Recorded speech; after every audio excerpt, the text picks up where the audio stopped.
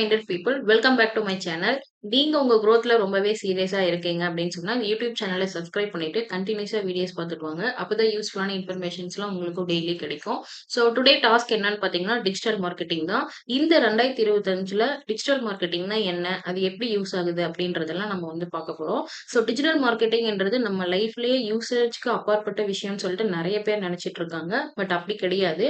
அதே சமயத்துல நம்ம யூஸ் பண்ற நெறைய விஷயத்துல டிஜிட்டல் பேஸ்டா இருக்கிறதுனால, நம்ம எல்லாருமே டிஜிட்டல் மார்க்கெட்டிங்ல ஒரு பார்ட்டா இருக்கோம்ன்றது தான் உண்மை. அது எந்த அளவுக்கு உண்மையா இருந்தாலுமே, பட் அது மட்டுமே ஒரு கம்ப்ளீட் டிஜிட்டல் மார்க்கெட்டிங் ஆயிடாது. ஸோ ஃபார்முலா டிஜிட்டல் மார்க்கெட்டிங்னா என்ன? இது யார் யாருக்கெல்லாம் யூஸ் ஆக போகுது? இன்றைய தேதியில வந்து பார்த்தீங்கன்னா, எல்லாருக்குமே டிஜிட்டல் மார்க்கெட்டிங் வந்து ரொம்பவே யூஸ்ஃபுல்லா இருக்குன்னு தான் சொல்லணும். ஃபார் எக்ஸாம்பிள் ஒரு ஸ்மால் பிசினஸ் ஓனர்ஸா இருக்கட்டும், இல்ல பெரிய பெரிய பிளேயர்ஸா இருக்கட்டும், இல்ல ப்ரொஃபஷனல்ஸா இருக்கட்டும், இல்ல ஜாப் சர்ச் பண்றவங்களா இருக்கட்டும். ஸோ இவங்க எல்லாருக்குமே டிஜிட்டல் மார்க்கெட்டிங் வந்து ஒரு ஆர்ட் ஆஃப் கீ அப்படின்னு தான் சொல்லலாம்.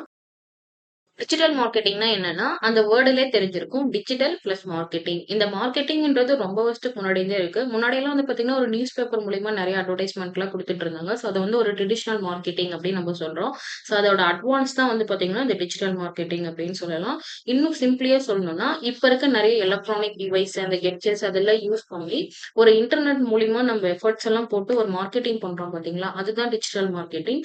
ஸோ முன்னாடிலாம் வந்து பார்த்தீங்கன்னா, ஒரு கன்வர்ஷனல் மெத்தட்ஸ்ல தான் வந்து மார்க்கெட்டிங் வந்து இருந்துச்சு. அதாவது டைரக்ட்டா நேர்ல போயிட்டு ஒரு ப்ராடக்ட்ட பத்தியோ, இல்ல ஒரு சர்விஸ் பத்தியோ எக்ஸ்ப்ளைன் பண்ணி கிளையண்ட்ட வந்து கன்வெர்ட் பண்ற மாரி இருந்துச்சு.